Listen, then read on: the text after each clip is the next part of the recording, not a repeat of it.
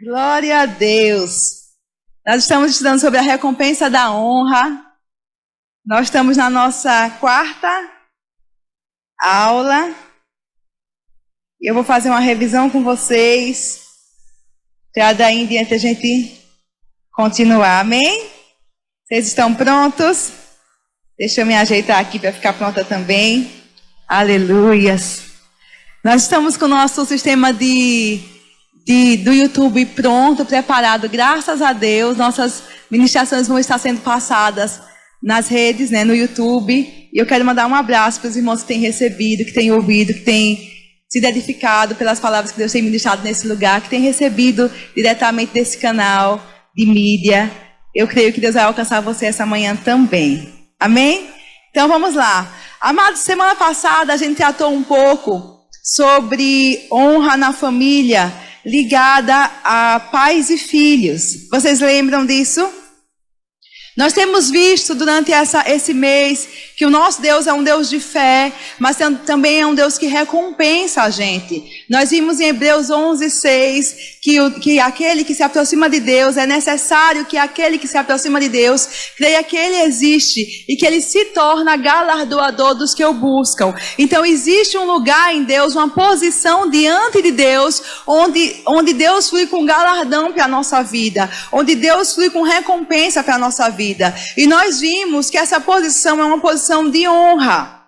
Nós vimos um texto em Mateus, e eu vou ler essa manhã mais uma vez, mas eu quero só revisar. Quando Jesus foi a Nazaré, e a Bíblia diz em Mateus 10, se eu não me engano, que ele foi e a unção de Deus estava com ele para curar, mas ele pôde fazer poucos milagres ali, apenas uns poucos doentes foram curados, porque o povo de Nazaré, que era o povo onde ele tinha vivido a infância dele, não considerou ele comum, reteve a honra, não deu a honra a Jesus devida, não considerou o que havia de especial sobre a vida de Jesus, a unção de Deus sobre a vida dele, que ele era ungido do Senhor, e por não considerar isso, retiveram a honra e não puderam receber da unção que estava sobre Jesus.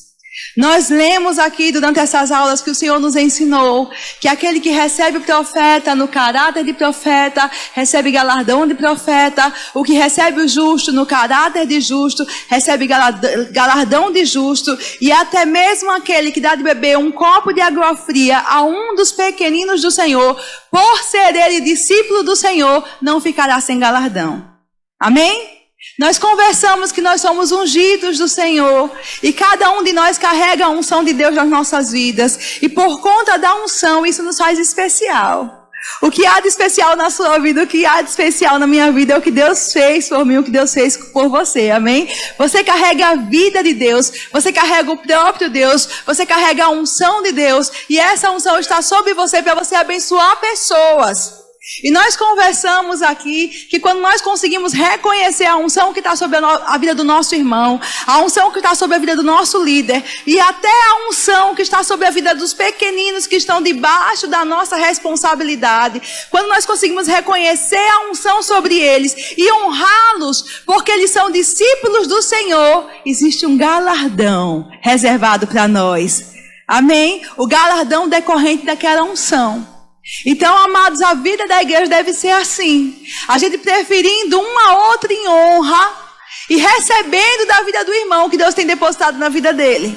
E assim nós seremos supridos como corpo. Porque ninguém aqui tem tudo em si mesmo, mas o corpo de Cristo, a igreja do Senhor, tem tudo que nós precisamos, amém? Toda a unção, toda a provisão, toda a palavra, todo o refrigério que vem de Deus para o seu corpo vem através da igreja, que vem para você, vem através da igreja. Se eu sou mão e eu preciso receber do cabeça, a unção vai vir através do corpo para a minha vida, amém? Tem que passar pelo corpo. Porque nós somos corpos e Ele é o cabeça. Se a gente aprender a viver em unidade, a viver em honra, você sempre vai ser suprido do que você precisar. Porque existe toda a provisão de milagres, irmãos, de curas, de libertação, de livramentos na igreja. Como o exemplo de Hamilton, que eu tomei no começo do culto, nem imaginava que ia usar, né, o exemplo dele. Mas existe uma palavra foi liberada na igreja para prover ele de algo que ia acontecer no futuro dele. E quando chegou aquela situação, o dia mau, ele estava provido, carregado da palavra de vida, que ia capacitar ele para olhar para aquela circunstância. Eu não vou morrer, eu vou viver. Já provido daquela palavra de vida, irmãos, o diabo não pôde tragar a vida dele. Porque pode ter certeza que ele não veio brincar, ele veio matar, roubar e destruir. Então, se não matou, foi porque não pôde, não porque não quis. Amém? E depois nós conversamos sobre pais e filhos em Efésios 6, capítulo 2. Efésios capítulo 6, verso 2, 3 e 4. Nós lemos sobre o primeiro mandamento com promessa, que é honrar, vamos ver esse, honrar a teu pai e a tua mãe, que é honra a teu pai e a tua mãe, que é o primeiro mandamento com promessa, verso 3. Para que te vá bem e sejas de longa vida sobre a terra, verso 4. E vós pais, não provoqueis vossos filhos a ira, mas criai-os na disciplina e na admoestação do Senhor.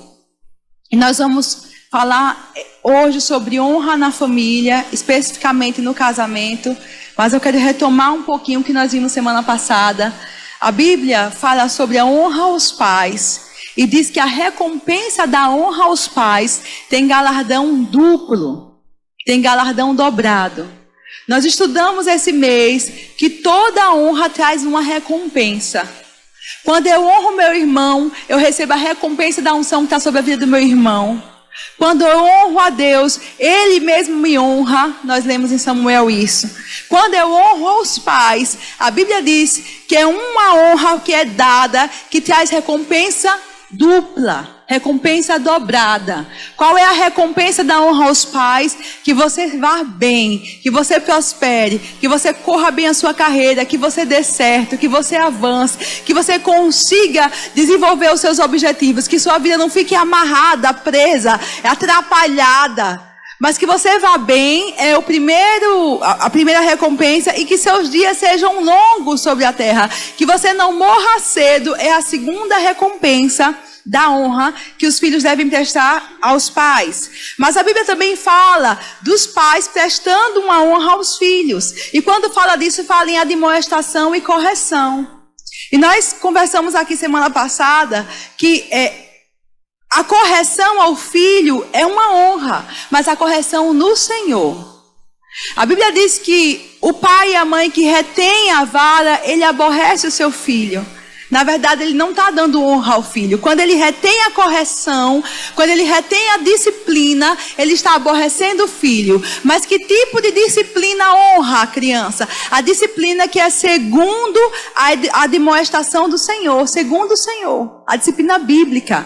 A disciplina quando Deus é o nosso exemplo.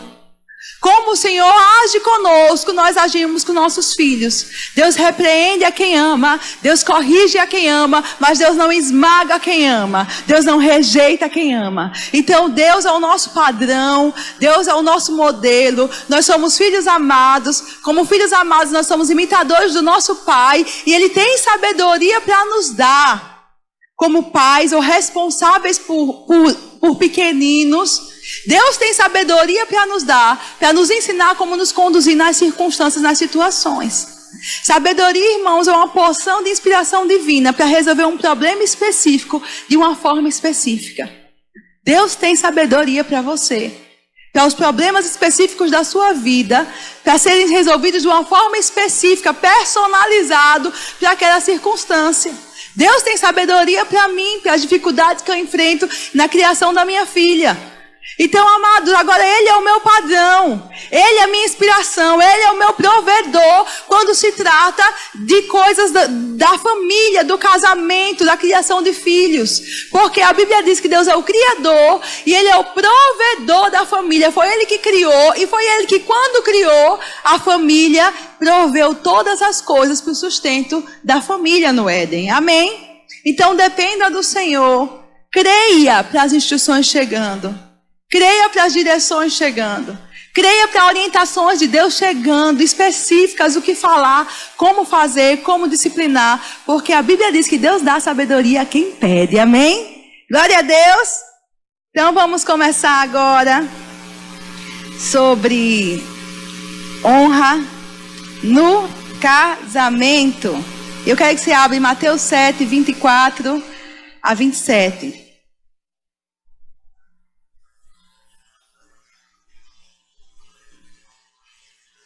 Você pode dizer, irmã, mas eu não sou casado. Mas você quer casar? Se você quer casar, essa palavra é para você. Ela é vacina para você. Você pode dizer, mas Vanessa, eu não quero casar. Estou bem assim, quero continuar solteiro. Tudo bem, essa palavra é instrumento para você tocar vidas. Amém? E se você é casado, essa palavra vai ser ou vacina para prevenir de dificuldades no seu casamento, ou remédio para sarar as feridas que já existem no seu casamento. Amém? Então abra seu coraçãozinho, fique pronto para receber, porque a palavra sempre é vida para nós. Mateus 7, 24 a 27. Evangelho de Mateus, capítulo 7, verso 24 a 27. Todo aquele, pois, que ouve estas minhas palavras e as pratica, será comparado a um homem prudente que edificou a sua casa sobre a rocha.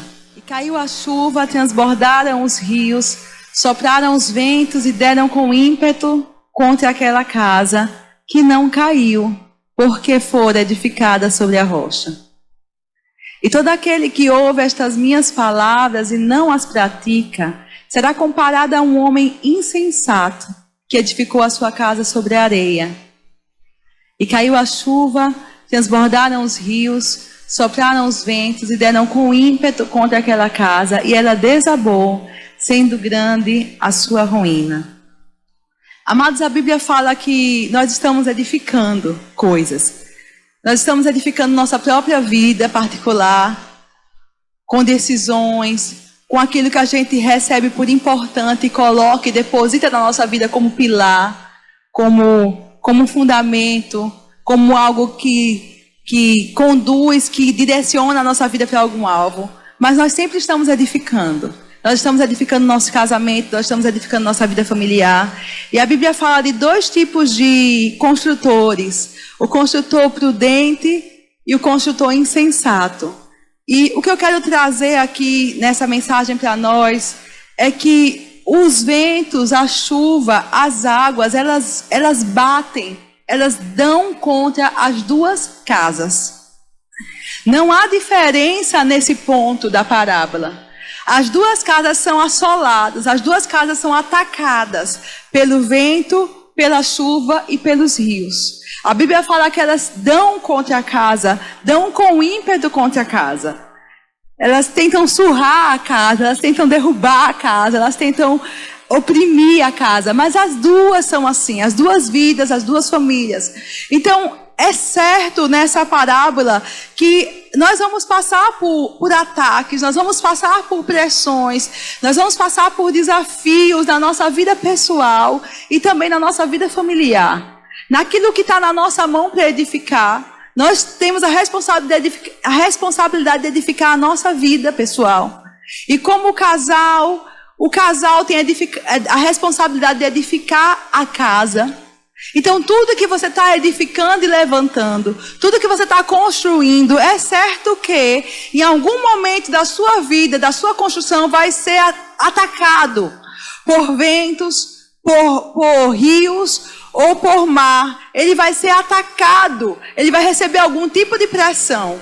E o que é que define se a sua construção vai ficar em pé ou se a sua construção vai ruir? É o seu caráter diante da palavra, se você é prudente ou se você é insensato, que se manifesta na forma de construção. O prudente, ele constrói sobre a rocha. O insensato constrói sobre a areia. E nós sabemos que a rocha é Cristo. E Cristo, Jesus, Ele e a sua palavra são um só. Então a palavra, irmãos, é o único material que Deus pode usar para levantar a sua vida e te levar àquele lugar que Ele tem planejado para você. Não tem outro material além da rocha que ele está habilitado para construir a sua vida e a sua trajetória, para aqueles planos que Deus tem para você. Não tem outro material, só a palavra. A palavra é o único material que salva a nossa alma. A palavra é o único material capaz de salvar um casamento. A palavra é o único material capaz de salvar uma vida. A palavra é o único material capaz de mudar situações, de tirar o homem do montudo, colocar ele entre os príncipes, de mudar destinos. Só a palavra. A palavra é o material que Deus enviou ao mundo para mudar as circunstâncias, para salvar a humanidade. Ele enviou o seu filho, ele enviou a sua palavra. Amém? É a palavra, é o material que Deus envia para curar nossas vidas. Seja qual for a área da nossa vida, a palavra é o material de Deus. Capaz, e o único que existe capaz de levantar uma vida, de construir uma vida, de edificar uma vida e levá-la até onde Deus, o plano que Deus tem para ela. Então a gente tem que decidir se a gente vai usar a rocha para construir a nossa trajetória, para construir a nossa vida, ou se a gente vai usar a areia. E a areia fala do que tudo que é passageiro, irmão, sabe? A areia até o vento leva. A areia ela se desfaz, ela não é consistente, ela não é firme. E nós sabemos que a única coisa que permanece para sempre é a palavra de Deus. O vento leva a areia, o vento traz a areia. Tem dunas imensas, irmãos, não é verdade? Mas quem construiu aquela duna? O vento. O mesmo vento que levantou a duna é o vento que dispersa a duna. Mas quanto sabe que nós não devemos nos mover por ventos, por pensamentos, por sentimentos, por emoção. Nossa vida se move pela palavra de Deus, amém? Então nossa vida não é fundamentada em areia, ela é fundamentada na rocha. Então mesmo na rocha você vai sofrer pressão, você vai sofrer ataque, mas é certo que o que está construído na rocha vai permanecer de pé, amém? Amém, glória a Deus. E a Bíblia fala muito sobre princípios para serem usados na família, para serem usados no casamento. E a honra é um dos princípios que Deus levanta na vida conjugal, levanta na vida familiar. E eu quero lembrar com vocês que honra significa apreciação, diga apreciação, estima, um olhar favorável, respeito, considerar valioso, assim como o ouro. Amados, honra é isso. E honra é um dos pilares da vida familiar feliz, da vida familiar completa, plena. A Bíblia fala em 3 tipos de amor. Nós, quando usamos a palavra amor, a gente usa só uma palavra, mas no grego, amor, tem 3 palavras diferentes para definir os tipos de amor. Nós temos o amor eros, temos o amor ágape e temos o amor filéu na Bíblia. Quando a Bíblia fala do amor ágape, ela está falando do amor de Deus. O amor que tudo sofre, tudo espera, tudo suporta, o amor que jamais acaba. É esse amor que a Bíblia diz que foi derramado em nosso coração. Esse amor que nos capacita a amar os nossos inimigos, a abençoar os que nos perseguem. É um amor que não é natural, é um amor que vem de Deus para nós. É da natureza de Deus que habita em nós, amém? O amor ágape está em você para todas as pessoas, amém? Você tem o amor de Deus derramado no seu coração para todas as pessoas. Dentro do casamento, dentro da família e fora do casamento, fora da família, você flui em amor ágape. Você precisa do amor ágape, o amor de Deus no casamento, para suportar, para dar o suporte, para ajudar, para perdoar o cônjuge quando ele não merece, para perdoar o filho quando ele não merece. A gente precisa do amor ágape para isso. Então, no casamento, a gente precisa do ágape. No casamento, a gente precisa do eros, que é o amor sexual, o amor de atração entre um homem e uma mulher. E no casamento, o amor eros é exclusivo de uma pessoa, que é o seu cônjuge. Ele é direcionado. Ele é único para o cônjuge, mas ele está no casamento. E no casamento, a gente precisa do amor filéu, o amor do amigo, o amor do companheiro. O amor daquele que eu gosto de estar junto. O amor que ele é ele é alimentado pelo relacionamento. O amor filéu exige investimento. Se o investimento cessa, a amizade esfria. Sim ou não? Eu posso ter um amigo maravilhoso, mas quanto mais tempo eu investir naquele relacionamento, mais cresce, mais a amizade cresce. No casamento também existe e exige o amor filéu. Esse amor do amigo. Na verdade, o seu cônjuge devia ser o seu melhor amigo e a sua esposa a sua melhor amiga. A Bíblia diz, irmãos, que o casamento é uma aliança, não é um contrato social. O direito civil diz que o casamento é um contrato social, a Bíblia diz que é uma aliança. E uma aliança que Deus se fez presente quando ela foi feita, uma aliança que Deus, ele honra. E essa aliança é o único relacionamento que a gente tem que demanda as 3 formas de amor para ser pleno. Ele precisa do amor eros, porque uma vida conjugal, sem atração física, sem vida sexual, ela está capenga, ela tá deficiente. Precisa do amor ágape, porque um casamento sem o amor ágape, ele também não é pleno, porque você vai precisar perdoar, você vai precisar relevar, vai precisar suportar, dar o suporte ao seu cônjuge. E precisa do amor filéu, porque um casamento foi instituído por Deus para que a sua companheira, o seu companheiro, o seu cônjuge seja o seu aliado mais íntimo. O seu amigo mais próximo do seu coração. Aquele quem você confia mais, porque dorme com você, acorda com você. É o seu cônjuge. Então, a gente vê no casamento as 3 formas de amor. Juntas em um só relacionamento. E quando a gente olha isso, a gente percebe a grandeza da aliança do casamento. Porque ela é tão grande, que até o pai e a mãe, que a Bíblia diz que a gente deve permanecer honrando, mas também diz que quando a gente casa, a gente deixa. Para ser uma só carne com uma outra pessoa, que às vezes você conheceu na sua vida adulta. Mas a aliança é tão forte, que dali em diante não são mais 2, são 1. Então é uma aliança que ela consta dos 3 tipos de amor dentro dela para ser plena. Mas, amados, os casados vão concordar comigo que, às vezes, pode acontecer de o amor eros não permanecer alguns momentos no casamento por uma doença, por uma situação. Tem um tempo, depois que a mulher tem filho, ela passa um tempo sem poder ter relação sexual. E isso não acaba o casamento. Acaba? Não acaba. Às vezes acontece de ter uma briga e o casal está meio... E você vai orar a Deus e diz, Senhor, meu marido não me entende. E o filéu não está lá, entendeu? O filéu não está lá. O filéu se esvaiu, que é o amor do amigo. E agora você vai buscar o seu melhor amigo, que é o Espírito Santo, que é o primeiro amigo de todo mundo aqui. E você vai falar com ele, Senhor, eu quero fazer uma queixa. Eu quero prestar uma queixa contra o meu marido, Pai.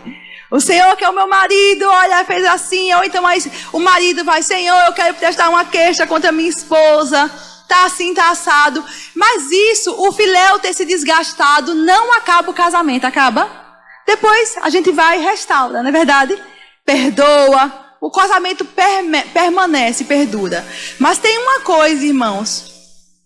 Tem casamentos que não tem o ágape. 2 incrédulos não tem o amor ágape. O amor ágape está derramado no coração dos filhos de Deus, mas eles estão casados, sim ou não? Casamento eles estão perdurando, mas tem uma coisa que nós já vimos como pastores em aconselhamento, que quando acaba, até na vida de um casal crente, o casamento acaba, e o nome disso é respeito. Quando acaba o respeito, quando acaba a honra, o casamento está com os dias contados. Ou o casal para, reflete, pede perdão, perdoa e volta. Ou é certo que o casamento finda. Porque acabou o respeito, acabou a honra. Então honra, irmãos, é um dos pilares do casamento. A honra sustenta o casamento. Muitas vezes tem casamento de incrédulo, quando o rapaz e a moça, eles foram educados a honrar, foram educados a ser gentil, e o casamento flui, mesmo sem o ágape, porque tem honra. Mas às vezes eu já vi 2 crentes onde há desonra. E o casamento é enganchado, porque a desonra de um lado, a desonra do outro, a desonra, desrespeito, respeito, é um dos sentidos da honra. E o casamento deles não flui, o casamento deles é oprimido, é abafado, é doído, é doloroso, é angustiante. Honra é um dos pilares do casamento feliz. Diga comigo, honra é um dos pilares do casamento feliz. E a honra, ela se manifesta nas 3 formas de amor. O amor de Deus expressa a honra pela sua própria natureza, porque Deus é amor. Amém? Então o amor não busca o seu próprio interesse. O amor de Deus na sua vida, a Bíblia diz que ele não busca o seu próprio interesse. Então toda vez que a gente anda em amor, a gente anda no amor de Deus, a gente anda no amor ágape, necessariamente você vai andar em honra. Porque o amor de Deus não busca os seus próprios interesses. Você vai buscar o interesse do outro. O amor é para ser prazeroso, para ser bom, para ser como Deus deseja que seja. Ele vai ter que andar em honra. Um tem que preferir o outro em honra. Um tem que querer atender o outro no casamento. E o amor filéu também, irmãos. Ele precisa dar honra nos seus pilares. Porque não tem amizade verdadeira sem ter respeito. Sim ou não?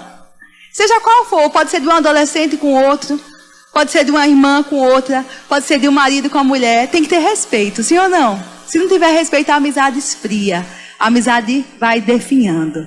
Então, honra, ela está envolvida nas 3 formas de amor que a gente precisa manifestar e andar com o nosso cônjuge. Eu quero que você abra, por favor, comigo em Hebreus.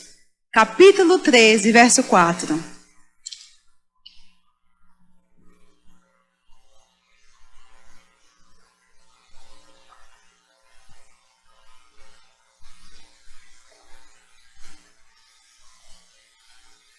Diz assim: digno de honra entre todos seja o matrimônio, bem como o leito sem mácula, porque Deus julgará os impuros e adúlteros. Digno de quê? Diga comigo, digno de honra. Diga de novo, digno de honra. Entre quem? Entre todos. Diga entre todos. De novo, entre todos. Todos inclui os filhos? Sim? Sim. O casamento dos pais tem que ser digno de honra diante dos filhos? Sim. Então o filho tem que entender que o cônjuge vem antes dele? Sim ou não? Sim. Se digno de honra entre todos seja o matrimônio, significa que eu vou respeitar o seu matrimônio. E isso todo mundo entende. A gente faz logo essa leitura.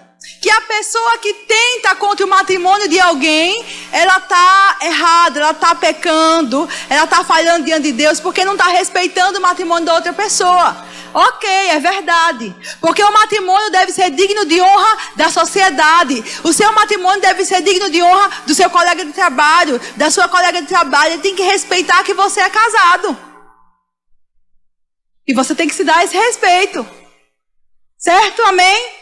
Mas digno de honra também é o matrimônio diante de todos. E os filhos fazem parte de todos. Então significa que eu, quando der honra ao meu filho, eu vou preferir em honra o meu cônjuge. Quando as coisas chocarem, irmãos. Para o filho entender que papai e mamãe é digno de honra, que o relacionamento conjugal é digno de honra. E quando você ensina isso, você está ensinando ele a ser um bom marido, uma boa esposa. Porque ele vai perceber como é que se trata um cônjuge, pela forma que você trata o seu marido. Então, digno de honra entre os filhos seja o matrimônio. Então, papai vai ter honra nesse relacionamento, mamãe vai ter honra. Não vai ser o contrário, irmãos, como a gente vê às vezes. A criança fala com um e todas fazem isso. A minha também. Fala com um. Aí disse não. Aí vem falar com você. E você tem que ficar esperto. Já falou com seu pai? O que foi que aconteceu? Ele disse o quê? Não. Pode sim. A gente não honra o cônjuge, libera, pode. Aí daqui a pouco o marido vem. Eu disse que não. Aí, ao invés de dar honra e dizer só isso, filho, você já tinha conversado com seu pai disse não, então não, do seu pai é não, pronto. Eu não vou contra o seu pai. A gente faz, às vezes, o contrário. Por que você disse não? Aí começa a desonrar o matrimônio diante da criança. A gente está falhando. Porque é digno de honra entre todos seja o matrimônio. O matrimônio também é digno de honra entre os que estão em casa, entre os parentes, entre os tios, entre os primos. Quantas vezes o casal erra quando dá honra, às vezes, a quem está fora da família, a um tio, a um primo. Dá honra e tira a honra de dentro de casa. Deixa de dar ao marido e aquilo ali macula a honra. E honra é o que, irmãos? Honra é uma semente, ela traz em si uma colheita. E às vezes as coisas começam a dar errado, não é o que a gente esperava, a gente não entende por que está dando errado. Porque você reteve honra quando devia dar honra àquela pessoa que é o seu cônjuge. A gente falha em honra nas nossas palavras, a gente falha em honra na nossa postura. Sabia que a gente demonstra honra com palavras, mas também demonstra honra com postura? A gente demonstra honra com a forma de agir. Digno de honra entre todos, diga inclusive comigo, em relação a mim, o meu matrimônio é digno da minha honra. Então, entre todos também inclui o cônjuge. Opa! A gente lê a Bíblia com um retrovisor, jogando para o outro a responsabilidade, mas a Bíblia diz que a palavra é um espelho. Então, a Bíblia me chama a dar honra ao meu cônjuge, quando ela diz digno de honra entre todos. Eu, esposa, tenho que honrar meu marido. O marido tem que honrar a esposa e tem que honrar o relacionamento, o matrimônio em si, essa relação, que é a única que você vive nessa terra, que você flui nos 3 tipos de amor. É só o matrimônio. É a única, irmãos, não tem outra. Nessa relação você vive os 3 tipos de amor. Então a Bíblia diz, seja diante de você digno nessa relação também de honra. É digno de investimento, é digno de respeito, é digno de apreciação, é digno de um olhar favorável, é digno de uma gentileza. Amém? Abre, por favor. Amém? Eita, silêncio glorioso, meu Deus. Atos 10, capítulo 1. Vamos ler comigo um texto. Desculpa, Atos capítulo 10, verso 1 ao 28. Eu vou ler alguns versículos espaçados. Vocês conhecem a passagem, mas tem algo aqui nesse texto que me chama a atenção. Eu acredito que nós podemos absorver muitas verdades de Deus nesse texto que são capazes de melhorar o nosso casamento. Diz o seguinte: morava em Cesareia um homem de nome Cornélio, centurião da corte chamada italiana. Vou ler até o 2. Piedoso e temente a Deus com toda a sua casa, que fazia muitas esmolas ao povo e de contínuo orava a Deus. Então vamos lá, a Bíblia está falando de um homem chamado o quê? Como é o nome dele? Cornélio. Morava onde? Em Cesareia. E ele tinha atitudes que chamavam a atenção de Deus. Ele era um homem temente, ele era um homem piedoso, ele era um homem de oração e um homem que dava muitas esmolas. Amém? A Bíblia fala, não vou ler, para ganhar tempo, que Deus manda um anjo falar com este homem chamado Cornélio. E diz a Cornélio assim: Cornélio, o que você tem feito, a honra que você tem semeado a Deus, em outras palavras, eu estou parafraseando, mas a Bíblia narra as suas ofertas, as suas orações de Deus. E Deus me mandou aqui para falar com você que chame Pedro. E deu o endereço onde Pedro estava. Porque Pedro tem palavras para falar para você. Palavras de salvação para a sua vida. Então aí Cornélio, depois da visão, ele obedece e manda algumas pessoas, alguns servos, alguns empregados dele chamarem a Pedro. Certo? Então vamos lá agora para o verso 9. Atos 10, 9. No dia seguinte, No dia seguinte, indo eles de caminho, estando já perto da cidade, indo eles de caminho até onde? Até a casa onde Pedro estava. Subiu Pedro ao eirado por volta da hora sexta a fim de orar. Então, enquanto aqueles homens estavam obedecendo a instrução de Deus, dada a Cornélio, Pedro estava na vida comum dele, que era uma vida de oração, e ele sobe para o eirado, para o terraço, para orar. Verso 10. Estando com fome, quis comer. Mas enquanto lhe preparavam a comida, sobreveio-lhe um êxtase, ou seja, ele teve uma visão. Vamos continuar, verso 11. Então viu o céu aberto e descendo um objeto como se fosse um grande lençol, o qual era abaixado à terra pelas 4 pontas. 12. Contendo toda a sorte de quadrúpedes, répteis da terra e aves do céu. E ouviu-se uma voz que se dirigia a ele: levanta-te, Pedro, mata e come. O que é que estava acontecendo aqui? Vamos parar um pouquinho para entender. Pedro estava orando, ele é tomado pelo Espírito e tem uma visão. A visão é a seguinte: ele vê um lençol descendo do céu, segurado pelas 4 pontas, e desce para a terra. E aí, dentro desse lençol, tem tudo que é tipo de bicho da terra. A Bíblia fala que tem quadrúpedes, tem aves, tem um monte de bicho. E bicho que ele não comia, bicho que ele considerava impuro, bicho que judeu não come. Devia ter ali um porco, outros tipos de peixe, de couro. Devia ter o caranguejo, eu imagino, irmãos. Ele olhou assim e disse: que horror, isso eu não como. E Deus disse a ele: Pedro, mata e come. Verso 14. Mas Pedro replicou: de modo nenhum, Senhor, de jeito nenhum, Deus que me livre. Não como, porque jamais comi coisa alguma comum e imunda. Verso 15. Segunda vez a voz lhe falou: ao que Deus purificou, não consideres comum. Vamos continuar um pouquinho mais. Sucedeu isto por 3 vezes e logo aquele objeto foi recolhido ao céu. Amados, então, o que é que estava acontecendo aqui? Pedro estava orando, Deus falou com ele e disse a ele: Pedro, mata e come. E aquele lençol descia animais que ele considerava imundo. Porque ele, como judeu, não comia qualquer coisa.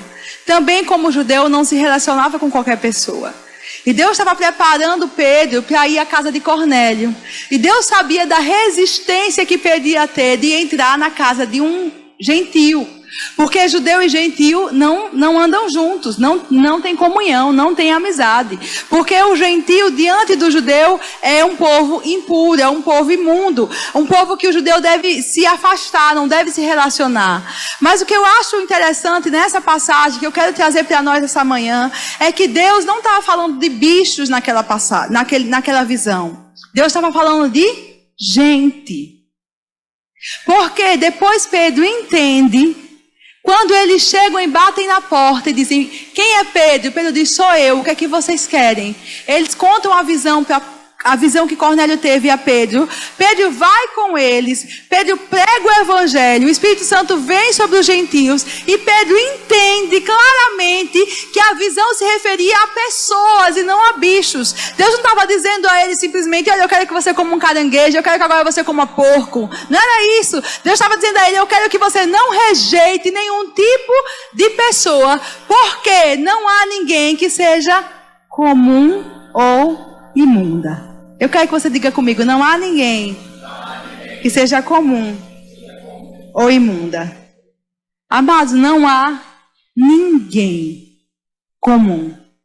Vocês lembram quando a gente estudou aquela passagem de Jesus em Nazaré? Que o problema do povo em reter a honra, a dificuldade da honra é exatamente considerar comum. É porque eles disseram: esse não é Jesus? Jesus que andou aqui, que eu conheço a irmã, eu conheço o irmão, eu conheço o pai, é o filho do carpinteiro. Por ser comum, eles retiveram a honra. E esse mesmo problema que eles tiveram, a gente tem na nossa vida, nos nossos relacionamentos. Quanto mais a pessoa fica comum, mais difícil é para a gente ter atitudes de honra com aquela pessoa. Quando a gente está conhecendo a pessoa na primeira vez, pense a educação. Vamos lá, quando o rapaz quer namorar uma moça, pense a educação. Quando você, marido, quis conquistar a sua esposa, você lembra como você foi educado? Quando você, esposa, quis conquistar o seu marido, você lembra como você foi gentil, que doce, falava meigo, baixinho, o amor, tão baixinho. Aí, irmãos, você conquistou. E depois você começou a se relacionar. E pouco tempo, irmãos, de relacionamento, a gente começa a ver os defeitos, as falhas. E aquilo que era tão diferenciado. Porque você podia ter escolhido qualquer pessoa da terra, mas escolheu a pessoa com quem você se casou. Sim ou não? Sim. Você escolheu. Escolheu porque era diferente. Porque você reconheceu que era incomum. Mas aí, de repente, passado o tempo, ficou comum. E quando fica comum, irmãos, a primeira coisa que a gente faz é perder essa habilidade de gentileza. Se no começo você abrir a porta, já não abre mais. Coitada da mulher, se brincar, se ela não prestar atenção, a porta bate na cara dela. Ele vai na frente, abre a porta, ela vem atrás. Se não cuidar, a porta bate. Porque esqueceu. Esqueceu de ser gentil, irmãos. Gentileza, sabia que gentileza é uma expressão de honra? Porque quando a gente está falando com um chefe, com alguém importante, a gente fala com toda a gentileza, né não? Irmão, gentileza, a pessoa é um cavalo. Mas se a pessoa é importante, se está resolvendo alguma coisa, ela fala com toda a gentileza. Porque você sabe que aquela pessoa é diferenciada, você deve tratar de forma diferenciada. Mas, amados, a Bíblia diz que não há ninguém comum. Diga, não há ninguém comum. Diga, não há ninguém comum, nem imundo. Diga de novo, não há ninguém comum, nem imundo. Não há ninguém, irmãos, que pertence à generalidade. Todo mundo aqui é incomum. Diga, eu sou incomum. Diga quem está falando, você é incomum, meu querido. Ninguém, irmãos, ninguém pertence à generalidade. Todo mundo é incomum. Deus não fez ninguém igual a ninguém. Todo mundo é especial. Todo mundo é diferente. Todo mundo tem algo para depositar na minha vida, para me acrescentar, para me abençoar. Porque todo mundo é incomum. Então Deus disse a Pedro, presta atenção, Pedro, cuidado, não trate ninguém como comum, porque eu não considero comum. Jesus deu, irmãos, o sangue por nós, deu a vida por nós. O valor que a gente vale é o valor que Deus resolveu pagar por nós. Aleluia! Quando bota um quadro à venda, você olha o quadro e fala assim, que coisa horrível. Meu filho de 3 anos podia pintar isso. É um monte de rabisco. Mas aí vem os especialistas e dizem, uau, que arte maravilhosa. Eu olho e não paro de olhar. E aí começa a dar lance. Eu dou tanto. Eu dou 1.000, 2.000, 3.000 dólares. 4.000, 5.000, 10.000 dólares. 20.000, 30.000 dólares. Aquele rabisco. E de repente você vê no jornal, vendeu o quadro de fulano de tal por 30.000 dólares. Por que ele vale 30.000 dólares? Por quê? Porque alguém decidiu pagar. Ele só vale aquilo porque alguém resolveu pagar aquele preço por ele. Amados, você vale o que Deus pagou por você. Você vale o preço que Ele estabeleceu para você. O preço da vida, o preço do sangue do próprio Filho de Deus. Esse é o seu valor, esse é o meu valor. Por isso que Deus disse a Pedro, olha, para com isso, rapaz. Para de considerar comum o que eu não considero comum. Porque eu já estabeleci o preço. Eu já estabeleci o valor das pessoas. Não há ninguém comum, não há ninguém impuro. Impuro no original, irmãos, dá o sentido de alguém sujo, imundo, aquilo do qual alguém deve privar-se, de acordo com a lei. Alguém que eu devo privar-me dela. Não posso tocar, não posso falar, não posso conversar. É tão imundo, tão sujo, que não merece minha atenção, não merece uma palavra, não merece minha oração. Não existe essa pessoa. Deus estava dizendo para Pedro, não existe essa pessoa que Deus considere comum ou imunda. Que você tenha que se privar dela por causa da imundície que ela vive. Nem aquela pessoa, no pior dos pecados, você precisa se privar dela, porque para Deus ela é preciosa. Você não vai compartilhar dos pecados, você não vai comungar dos pecados, mas você não vai tratar aquela pessoa como alguém menor, desprezível. Então, amados, se ninguém é comum, imagine seu cônjuge que você escolheu no meio dos milhares de milhares. E que escolheu você, né? Jeito perfeito. É verdade. E tá com você até hoje, irmãos. Mesmo conhecendo quem você é. Ele não é comum. Ela não é comum. É diferenciada. Quando a gente consegue colocar o óculos da honra, irmãos, para olhar para o nosso cônjuge e ver a diferença que há na vida dele, apesar dos defeitos, nós vamos conseguir semear honra na vida dele e vamos ter uma colheita, porque honra é uma semente. Amém? Aleluias. Glória a Deus. Então não considere o seu cônjuge uma pessoa comum. Pense nas diferenças dele. Pense no que ele tem de especial e trate ele segundo essas diferenças. Diga gentileza. Diga de novo, gentileza. Abra, por favor, agora em Gênesis, capítulo 24, verso 12 a 22. Eu vou abrir aqui também.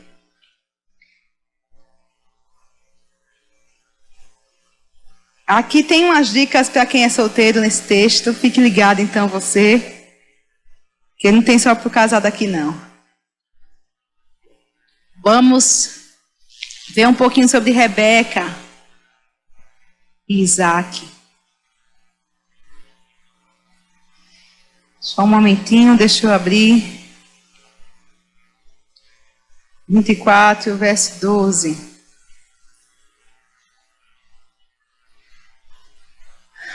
Vamos lá, vamos ver o contexto. Isaac estava com 40 anos. Diga 40. O que é que você entende quando eu digo que Isaac estava com 40 anos quando Abraão resolveu buscar uma esposa para ele? Volto-me para os jovens aqui. Que não precisa ter pressa, certo?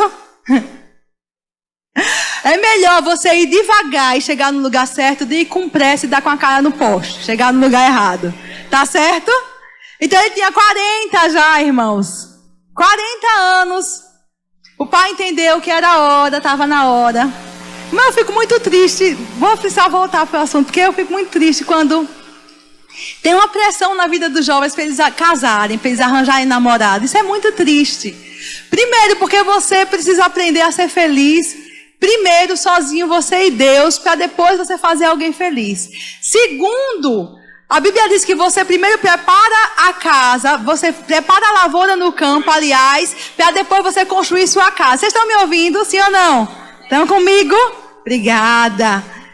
Então, assim, é uma grande bobagem essa pressão de arranjar um relacionamento muito cedo. Tem outra questão também que a experiência nos fala. Às vezes a melhor pessoa para você está em outra fase da sua vida. Não nessa que você está vivendo. Porque as fases mudam da vida.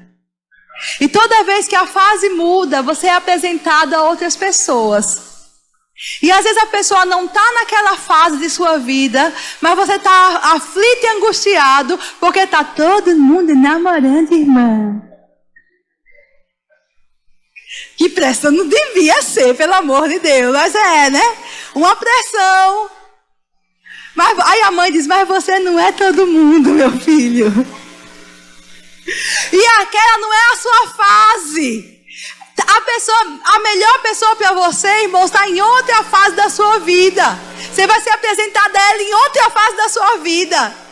E aí você se precipita, às vezes se engancha ali e fica, às vezes até não fica, se desengancha depois, mas sai arranhado, sai machucado, sai cheio de traumas daquele relacionamento que podia ser evitado. Então, amado, ser solteiro não é maldição. Diga glória a Deus.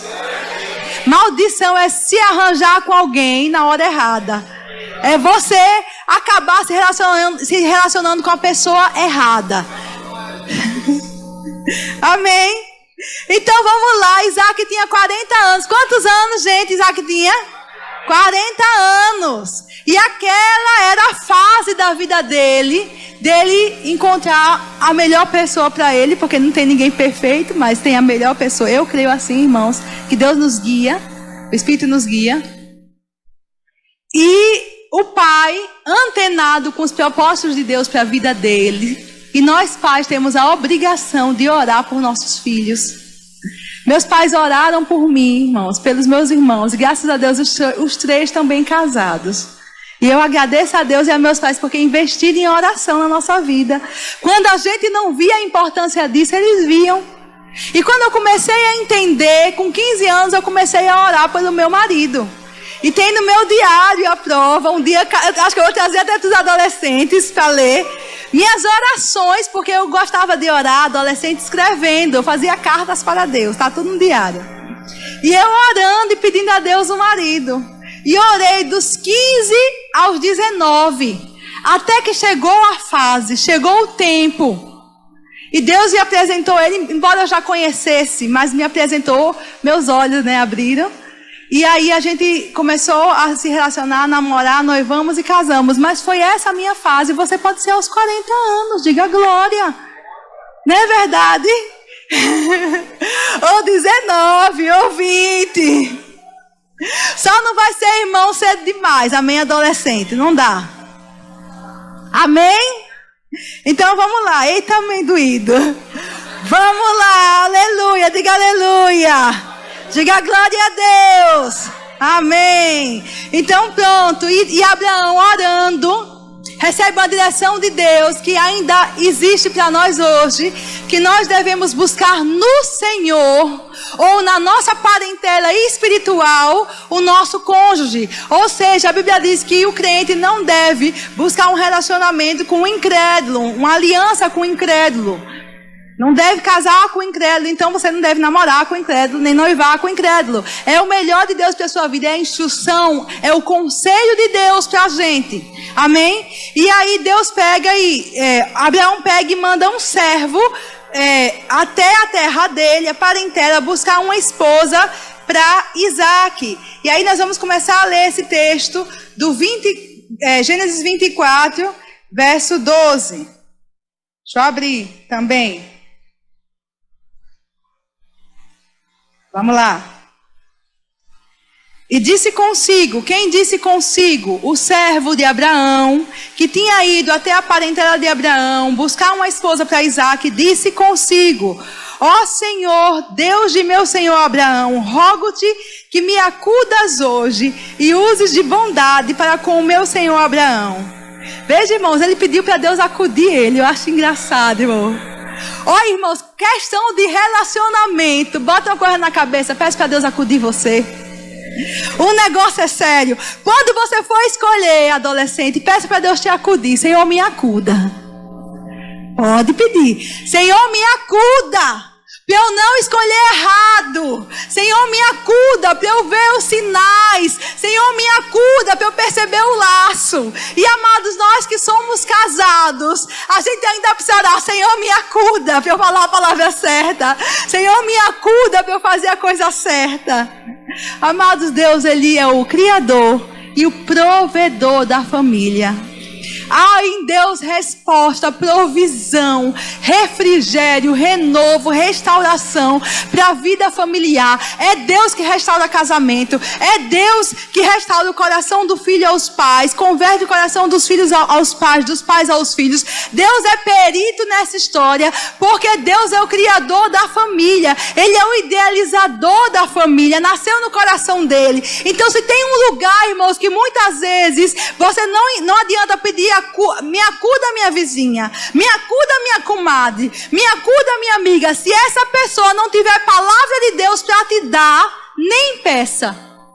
Porque a instrução que vai salvar o seu relacionamento, ou a instrução que vai te dar uma resposta favorável em um relacionamento que você quer criar, que você quer começar, é a instrução que vem de Deus. Você tem que pedir para Deus acudir. Amém? Aprenderam? Deus me acuda. E aí ele começa a orar. Vamos continuar. Fica a dica, hashtag fica a dica. Eis que estou ao pé da fonte de água, que é o empregado de Abraão orando. E as filhas dos homens dessa cidade saem para tirar água. Dá-me, pois, que a moça a quem eu disser, inclina o cântaro para que eu beba. E ela me responder, bebe, e darei ainda de beber aos teus camelos, seja que designastes para o teu servo Isaque.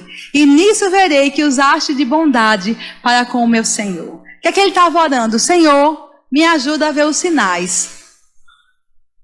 Irmãos, eu não sei se foi verdade, se foi brincadeira de um pastor, mas eu estava ouvindo um pastor ministrar, e ele disse que uma jovem chegou para ele e disse assim, pastor, eu encontrei um homem de Deus, é crente, é crente bonito e crente, minha filha, parabéns, não é crente bonito e inteligente. Ele disse, minha filha é crente bonito e inteligente, você encontrou? Eu encontrei, pastor, eu queria saber o que o senhor acha, deu aceitar namorar com ele quer namorar, quer casar.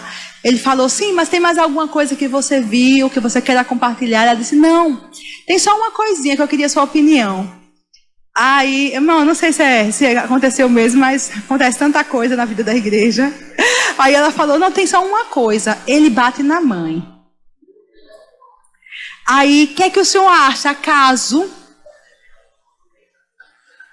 Aí o pastor disse, minha filha, case logo para a velha parar de apanhar. Ele vai bater em você. E vai dar descanso para mãe. Amados.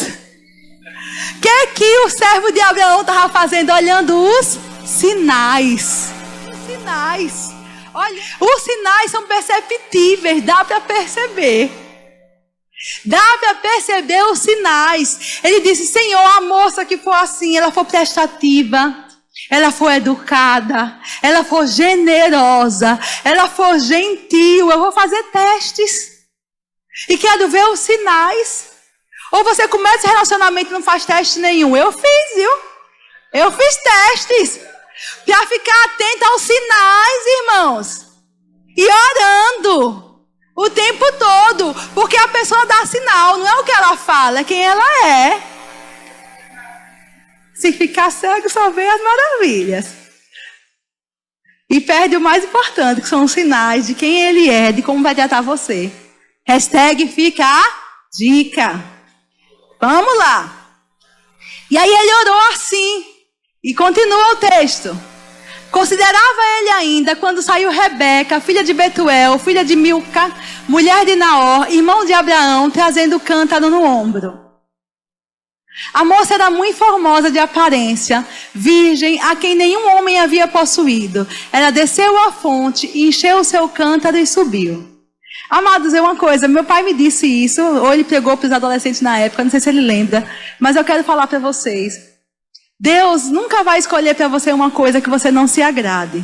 Confie em Deus. Eu tinha esse medo. Eu falei, gente, se Deus escolhe um homem feio, que eu acho feio, ai meu Deus, mas eu vou dizer sim porque seja feita a tua vontade, não a minha. Irmão, não existe isso no relacionamento conjugal, não. Quando Deus escolher para você, Deus vai escolher alguém que os seus olhos vão brilhar. E Rebeca era assim para Isaque. Ela era formosa, ela tinha o que ele esperava numa mulher, mas ela tinha outras coisas essenciais para fazer daquele casamento um sucesso. E a gente vai ver no continuar do texto, verso seguinte. Verso 18.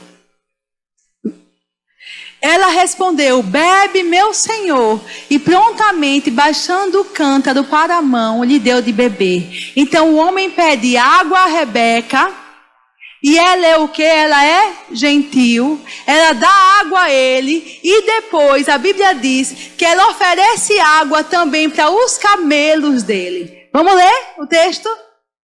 Verso seguinte, acabando ela de dar a beber, disse, tirarei água também para os teus camelos, até que todos bebam. Amados, o que é que ela estava fazendo aqui? Ela estava honrando um estranho. Veja, toda mulher faz isso, né? O marido chega em casa cansado, ela faz: amor, você quer um copo d'água? Né? Ô amor, a comidinha está pronta, quer que eu bote seu prato? Aí o marido, ao invés de vir só, traz mais 10 naquele dia. E você, doce igual a Rebeca, fala: não, eu vou fazer mais um pouquinho de feijão, eu vou fazer mais um pouquinho de arroz. Sim ou não? Não, né? Mas devia, né? Porque o que ela fez aqui fez para um estranho, irmãos. Ele chegou de viagem, ela olhou e disse: está cansado, chegou de viagem. Claro que eu te dou água. Deitou água, era pesado, irmãos, era um cântaro de água. E ela olhou para a necessidade dele e disse: eita, tem camelo aqui, eu vou também dar água a seus camelos. Quantas pessoas acham que camelo que veio de viagem no deserto bebe pouca água? Pouca ou muita água? Muita água, irmão. Quantas vezes aquela menina desceu o cântaro, levantou o cântaro, pegou a água, voltou, desceu. O que é que ela estava fazendo? Honrando um estranho. E o olho do servo de Abraão aberto, olhando os sinais. Porque você não pense, e vai ficar outra dica agora, que esse rapaz e essa moça que trata tão mal a mãe e o pai vai tratar você bem. Esqueça! Não vai tratar você pior do que trata o pai e a mãe. Porque, irmãos, ele está dando já os sinais de quem ele é. Ela estava mostrando quem ela era. Ela era gentil, ela era generosa, ela era uma mulher com coração de servir. Ela conseguia se esforçar por um estranho. Ela não tinha nada que esperar dele, mas ela estava sendo ela mesma. Ela era essa menina. E ele olhou e viu: epa, eu estou vendo os sinais, é essa. Verso seguinte: e apressando-se em despejar o cântaro no bebedouro, correu outra vez ao poço para tirar mais água. Tirou-a e deu a todos os camelos. Ele só observando, fica a dica, só observando. Só quem é solteiro, por favor, diga: só observando. De novo, só observando. Se ligue, viu? Só observando. Verso seguinte: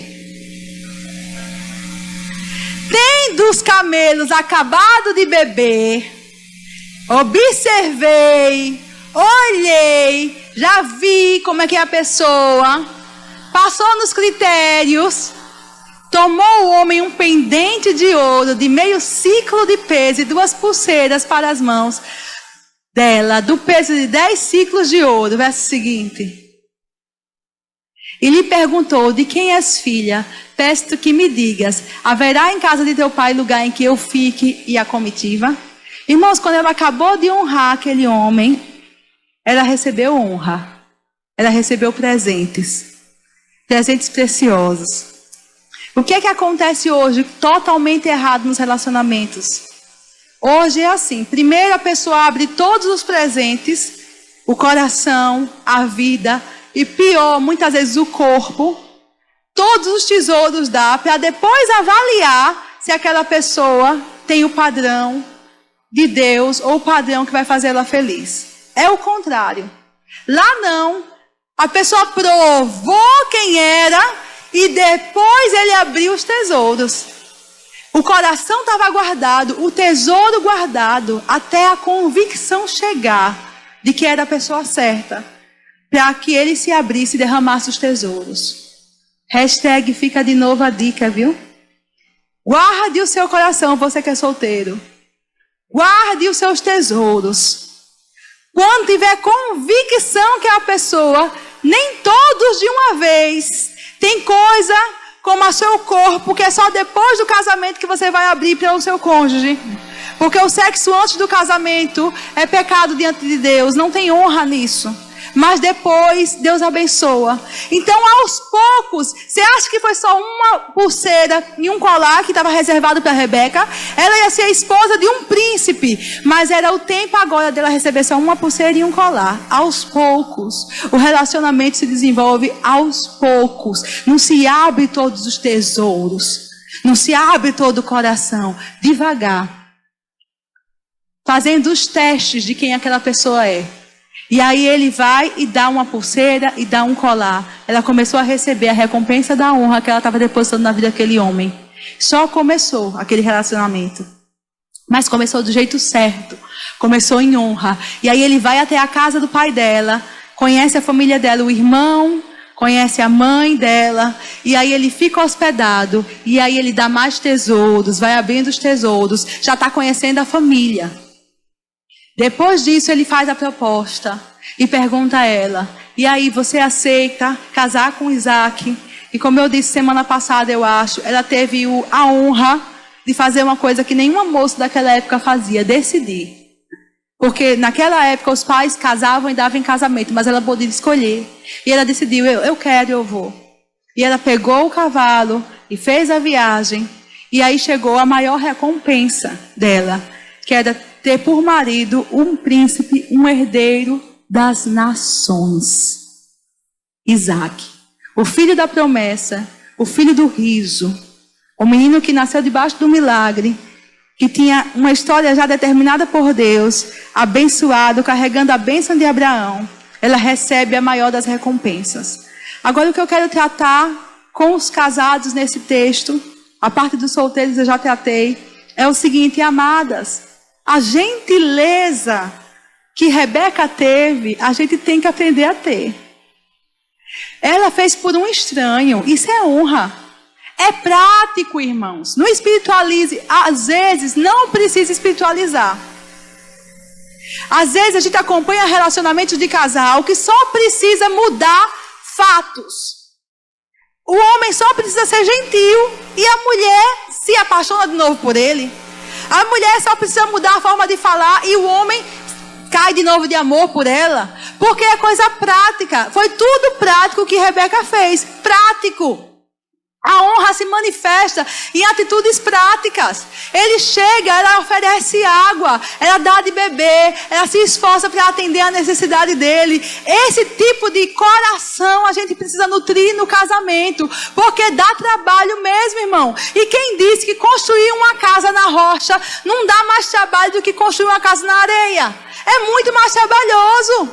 É muito mais fácil cavar areia. É muito mais fácil mover areia. Mas a areia não sustenta nada. Quando o vento bater, a casa vai ruir. Mas uma casa na rocha, ela vai permanecer de pé. Então, amados, uma vida conjugal em honra é trabalhosa. Você vai voltar aí várias vezes do poço. E vai deitar várias vezes água. E muitas vezes ninguém está te alimentando. Ninguém está te dando de beber. É só você dando de beber.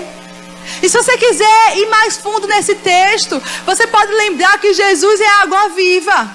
Você pode lembrar que Ele é um manancial de água. E muitas vezes a gente tem que ir em Deus, encher o nosso cântaro e derramar sobre pessoas, derramar sobre o marido, derramar sobre a esposa, derramar sobre os filhos. E aí vem o diabo e diz: só você que faz alguma coisa, só você que serve, é só você que dá. Nesse relacionamento só você que dá. Continue investindo, porque honra é uma semente. Da fonte onde você pegou água, ainda há água para você beber, irmãos. Ainda há água para você buscar. Porque construção em rocha, construção de relacionamento em honra dá trabalho. Esse texto, ela teve trabalho. Ela suou, irmão. Foi difícil, trabalhoso. E se fosse eu e fosse você, meninas, provavelmente você dizer: que homem folgado, né? Nem levanta para ir lá buscar água, para ajudar, nem para dar aos camelos. Mas ela estava, irmãos, recebendo uma oportunidade de semear a honra. Havia uma colheita preparada para ela. Ele sabia, estava observando. Deus também sabia e estava observando o coração de Rebeca.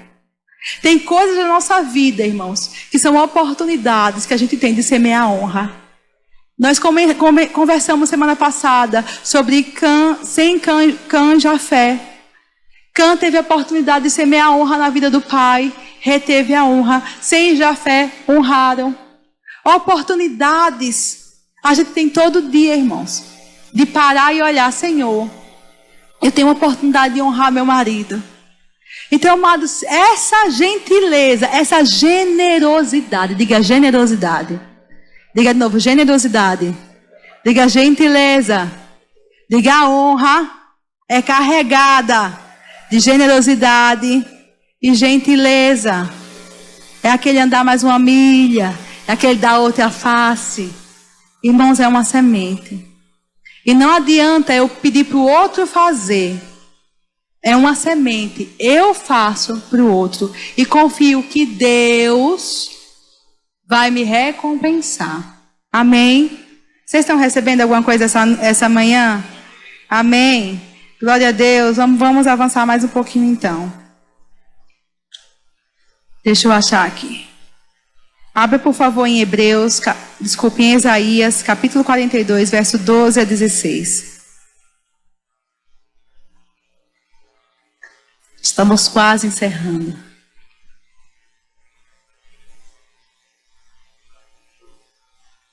Isaías 42, verso 12 ao verso 16.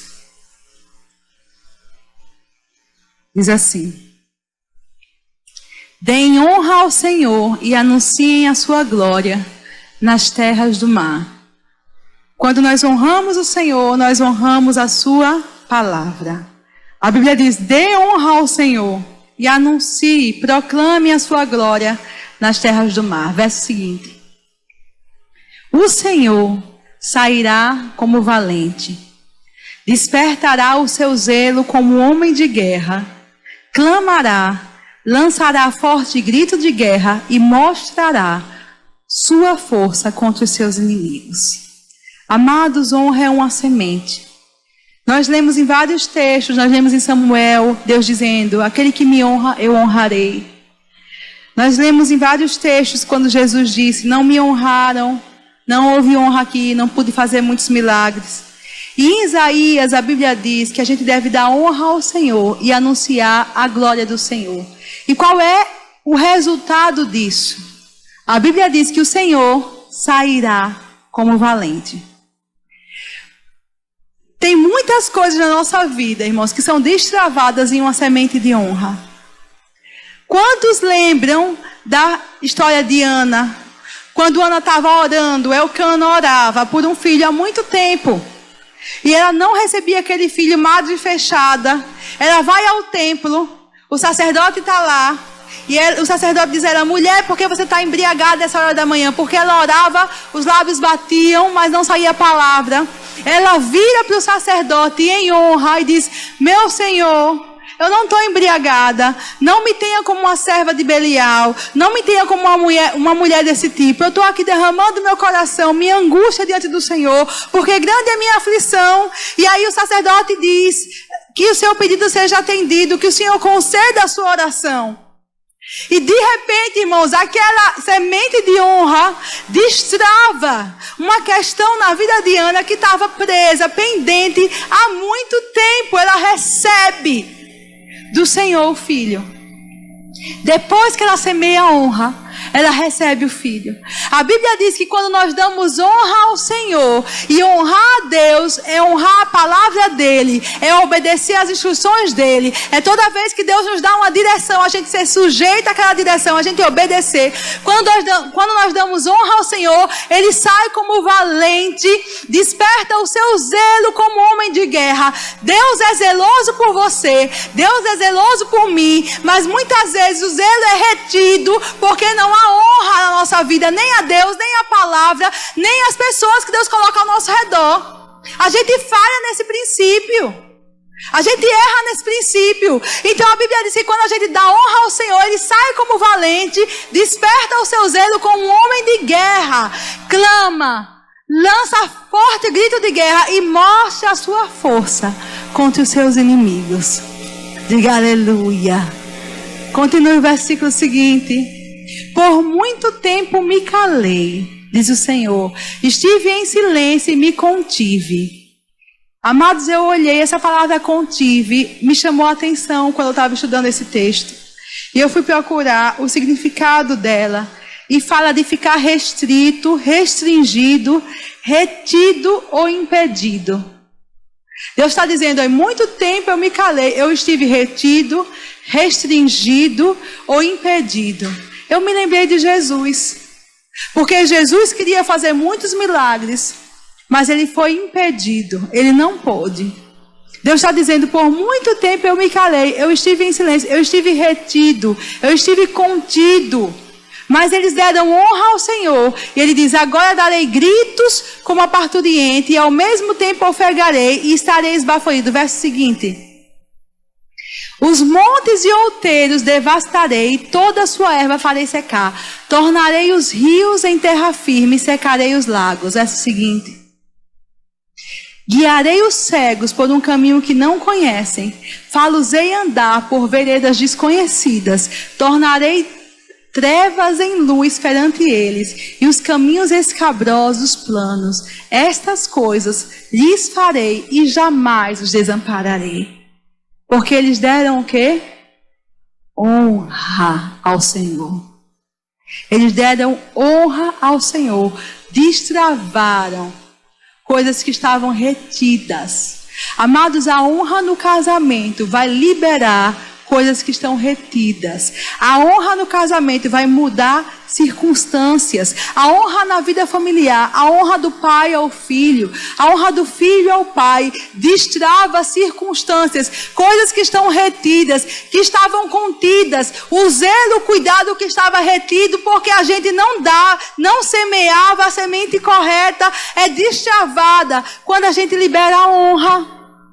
Circunstâncias que estavam retidas, irmãos, sem mudança há tanto tempo, são mudadas quando se libera a honra. Quando o centurião liberou honra para Jesus, o servo moribundo foi curado. Quando Ana liberou honra para Eli, a vida dela foi mudada, ela recebeu o milagre do filho. Todo o tempo a Bíblia mostra, irmãos, quando a gente libera honra para Deus e libera honra, irmãos, para as pessoas que nós devemos honrar, coisas são estabelecidas e destravadas na nossa vida. Quando Davi liberou honra para Saul, ele é estabelecido como rei, porque honrou o Senhor e honrou o ungido. Enquanto Saul, ele é tirado da sua posição, porque desonrou, porque desobedeceu. E Deus disse, eu prefiro a obediência do que sacrifício, Saul. Eu não quero a pompa, eu não quero barulho, eu não quero a oferta, se o seu coração não é obediente a mim. Então, amados, honra na nossa vida é uma semente que libera o favor de Deus na nossa vida. Libera milagres, libera o zelo, libera o cuidado, libera o Senhor se mostrando forte como um guerreiro a nosso favor. Porque a gente precisa entender que quem recompensa a honra é Deus. Às vezes não vai vir de quem você honrou, não. Mas, irmão, eu faço tão bem para o meu marido, eu trato ele bem, eu faço a minha parte, eu sou paciente, eu vou, tiro água, levo água, eu sou gentil. Mas não se preocupe, porque quem promete te honrar de volta é Deus. Honra é uma semente que traz de Deus a recompensa. E Deus não falha. A Bíblia diz, deram honra ao Senhor, proclamaram a sua glória, e ele saiu como valente, ele saiu como guerreiro, despertou o seu zelo e mostrou-se forte contra os seus inimigos, mostrou-se forte contra os seus adversários, fez dos outeiros planos, abriu rios, fez da treva luz. Por quê? Porque eles demonstraram honra ao Senhor. Guiou os cegos por um caminho que não conhecem. Fez-os andar por veredas desconhecidas. Tornou as trevas em luz perante eles. Caminhos escabrosos em caminhos planos. Diga aleluia. É isso que Deus tem preparado para você, irmão. Deus nunca teve a expectativa de que a gente vencesse na nossa força, que a gente vencesse no nosso braço, que a gente vencesse na nossa capacidade. Mas é um Deus de princípios, um reino de princípios. E ele diz, olha, quem me honra eu honrarei. Deram-lhe honra, e ele saiu como valente ao seu favor. Mudou circunstâncias que estavam estabelecidas. E eu acho lindo que mesmo eles sem enxergarem, mas por causa da honra. Aleluia. Porque você nunca vai precisar saber tudo, nem ter todas as respostas. Mas você vai precisar ser sujeito às direções que Deus te dá. Ser rendido à palavra que Ele traz para você. Isso você precisa. Você não sabe o que vai acontecer daqui a 5 anos, daqui a 10. Mas você precisa hoje se render às direções do Espírito para a sua vida. Amém? Diga comigo, deram honra ao Senhor. E ele saiu como valente. E mostrou a sua força contra os seus inimigos. Aleluia. Glória a Deus. Já estou encerrando. Vou ler só 2 textos com você. Efésios 5:33 e 1 Pedro 3:7. Diz assim, Efésios 5:33, não obstante vós, cada um de per si, também ame a própria esposa como a si mesmo, e a esposa respeite o seu marido. Nesse texto, claramente, Deus chama a mulher a honrar o marido, a respeitar o marido. No outro texto, Deus chama o homem a honrar a mulher. 1 Pedro 3:7 diz assim. 1 Pedro 3:7. Maridos, vós igualmente, vivei a vida comum do lar com discernimento e tendo consideração para com a vossa mulher como parte mais frágil. Tratai-a com dignidade, ou seja, honra. Porque sois juntamente herdeiros da mesma graça de vida, para que não se interrompam as vossas orações. Da mesma forma que a mulher deve honrar o marido respeitando ele, o marido deve honrar a mulher tratando ela com dignidade. Eu acho interessante, irmãos, nós sabemos, o tema não é família aqui, é honra, mas nós sabemos que as funções são diferentes no relacionamento. Mas da mesma forma que a Bíblia diz que o justo deve receber o justo, no caráter de justo, e ter a recompensa de justo, assim é no casamento. As funções são diferentes, mas a recompensa vem de você reconhecer que aquela pessoa que é seu par, é um igual a você, ela também é especial, incomum e digno de honra e de respeito. Então a Bíblia diz à mulher, respeite o seu marido, porque é uma grande tentação para a mulher desrespeitar, falar como não devia, se portar da forma que não devia, porque a mulher é a que conhece os defeitos do marido, ela sabe quem ele é na verdade, e por ver os defeitos, a mulher tem a tendência de querer corrigir os defeitos do marido dela, falando muito. Mas a Bíblia fala em Pedro mesmo que falar muito nunca ganhou marido nenhum, viu, irmã? Fica a dica. A gente ganha o marido sem palavras, com as nossas atitudes. Porque você não vai corrigir o seu marido, a palavra vai corrigir o seu marido e vai usar outra boca. Deus vai usar você nas suas atitudes. Por isso a mulher deve vigiar no respeito. Respeite o seu marido. Mas eu acho lindo Deus, irmãos. Porque da mesma forma que Deus trata nos pontos, sabe? Deus, ele é cirúrgico, ele é preciso. Um marido que não tem o respeito da mulher, o que é que ele tem? Se você não respeita o seu marido, você não dá nada para ele. Porque começa tudo com respeito. O homem tem que ser respeitado. Primeiro por sua esposa, pelos seus filhos, depois pelos outros. Da mesma forma, a mulher tem uma necessidade de ser tratada com gentileza, com dignidade, como alguém que é importante, não como alguém que o marido pode esculachar, falar de qualquer jeito. A Bíblia diz, trate ela com dignidade, com consideração. Eu acho lindo que Deus diz, ela é a parte mais frágil. Agora, não é a parte mais fraca, é a parte mais frágil. Porque, irmãos, ela é delicada. Eu estava estudando esse tema e eu descobri, não sou cientista, mas é o que dizem os cientistas, que a mulher é 10 vezes mais sensível na pele dela. Por isso que se um homem chegar em outro homem e der um tapa nas costas, e aí, meu brother, vai ficar tudo bem. Mas se ele der o mesmo tapa nas costas de uma mulher, ai, doeu. Porque ela é 10 vezes mais sensível nos conectores dela. Da mesma forma que quando alisar a cabeça, você vai ter 10 vezes mais chance de agradar a sua esposa. Então, irmãos, é um benefício se você souber usar. Porque ela é 10 vezes mais sensível. Ela é mais delicada. Por isso, se você tratar ela com essa sensibilidade, você vai alcançar o coração. Você vai se oferecer para segurar o peso. Isso se chama cavalheirismo, mas na verdade é Bíblia. Está na Bíblia, irmão. Ofereça para carregar o peso, ofereça para levantar as coisas. Não se pode uma mulher estar carregando um peso se tem um homem perto.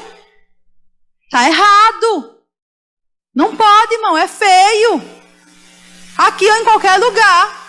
Você vá lá, meu filho, e carregue, se ofereça, seja homem. Não, peraí, irmã, até irmã. Peraí, irmã, deixa que eu levo. Deixe comigo, porque eu sou homem. Porque a mulher é mais frágil, mais delicada. E deve ser tratada assim. E ele diz, porque vocês são juntamente herdeiros da mesma graça de vida. E para terminar de verdade verdadeira, Provérbios 25, 27, eu citei, mas quero ler com vocês. Provérbios 25, 27, diz assim: comer muito mel não é bom, assim procurar a própria honra não é honra. Diga comigo, procurar a própria honra não é honra. O que significa que tudo que você ouviu hoje, você vai pegar para você mudar. Porque na hora que você pegar tudo que ouviu para jogar na cara de alguém para ele mudar, você está buscando a própria honra. E isso não é honra. Então você pega tudo que ouviu e diz, Senhor, eu estou pronta para mudar. Eu vou ser melhor. Eu vou usar essa ferramenta. Eu vou aplicar esse princípio do reino. E eu vou ver Deus se levantando a meu favor como valente. Lutando as minhas guerras. Abrindo os caminhos para mim. Mudando as situações de trevas em luz. Amém? Vamos ficar em pé.